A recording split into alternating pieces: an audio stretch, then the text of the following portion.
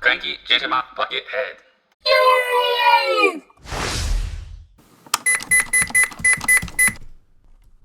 Its flood gives life, as well as strife. Its blanks are lush, with food and mush. It never sleeps, riches it seeps. Come on, Bucket-Head, give me your best guess. It's the longest river in the world.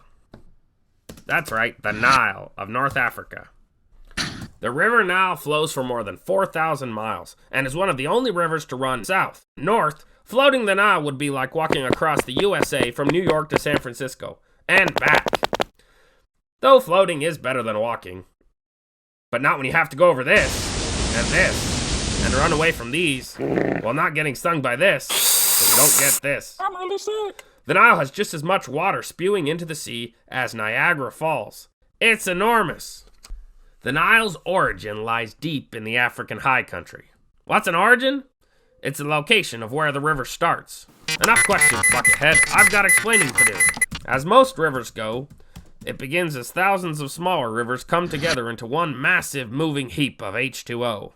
The Nile actually begins as two big rivers. That's right, two. The two rivers are named Blue Nile and White Nile.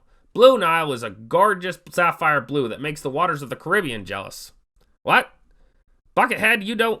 Did you put the right picture on here? Oh, okay. The Blue Nile is a muddy mess in flood season. The Blue Nile's origin is the Lake Tanana in Ethiopia, the stuff of legends, the kind of lake King Arthur yanked his sword from, the kind of lake your Uncle Barry wouldn't swim in. Huh? The White Nile was no less awesome than its brother Blue. The White Nile's origins trace so deep in the jungle that many thought it would be impossible to locate. However, they did, and it's right here in Lake Victoria. These two big rivers come together in a place called Khartoum. Yep, that Khartoum. The Nile floods once a year in a rainy season. We call the rainy season monsoon. Not baboon, Bucket-Head. Hey, who let you in, werewolf? Get out! Bucket-Head, your guard duties are officially revoked. These monsoons drop gobs and gobs of water that extend the borders of the Nile far past their banks. This is a good thing and a bad thing. Bad because floods can destroy many things, such as houses and pools. They can even be deadly to humans and animals. But in spite of the danger, yearly flooding is good for farming. The water hydrates the soil and deposits rich nutrients in the form of silt. That's right, S-I-L-T. Silt in the Nile is limestone, granite, sandstone, clay, and a bunch of other stuff. Soil in the Nile flood zones are some of the most fertile soils in the world. For growing stuff, that is. That's right, Bucket-Head, agriculture. Ever heard of it? I'm too tired to explain another basic of life to you, Bucket-Head. You're going to have to hear it from GingerMoth. Well, hey there, Cranky and Bucket-Head. This is GingerMoth, down on the bonny Nile, on a gorgeous rainy day. Here's how it works. The water goes into the flood zones. For you fancy folk, alluvial plains. When the waters recede back, it leaves the soil perfect for planting seeds. Next thing you know, you get sprouts, then a wee bit bigger. Then food. That's right. Food. Food. Food. The early Egyptians grew so much food, they didn't have enough bellies to hold it all. If I tell you anything about food, 'tis that if you get food, you get lots of people. Hey, climb up, you doolollies. True story. The Nile River basins were some of the most populated places in the ancient world. Away with ye dunderheads.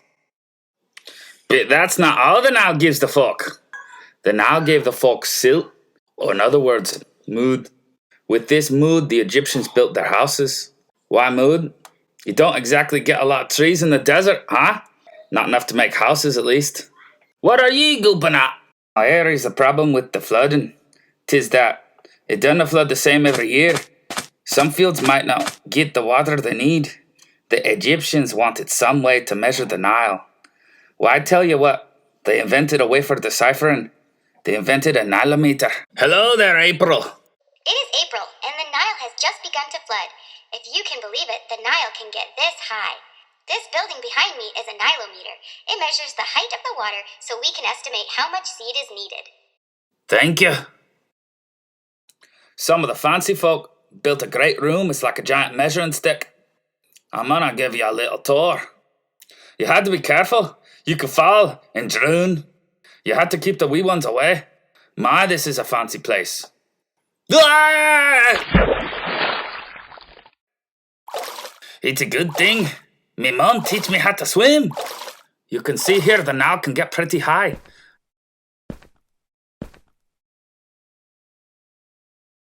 Now we're sitting at 2 meters. Maybe that's as high as it gets this year. You can see from years past the level of the Nile can raise even higher. Back to you, Cranky and Bucket-Head. Thank you for giving me the opportunity to share my world. Now if I can find my way out of this dungeon. Thanks, GingerMoth. Let's get to the end of this river. The mouth of the Nile is an enormous triangle called a delta. At the beginning of the delta, the river Nile splits into many little rivers called fingers. The delta is a wide, flat area. By the time the water reaches the ocean, the fingers are 150 miles wide. All the green in between is water from the river Nile.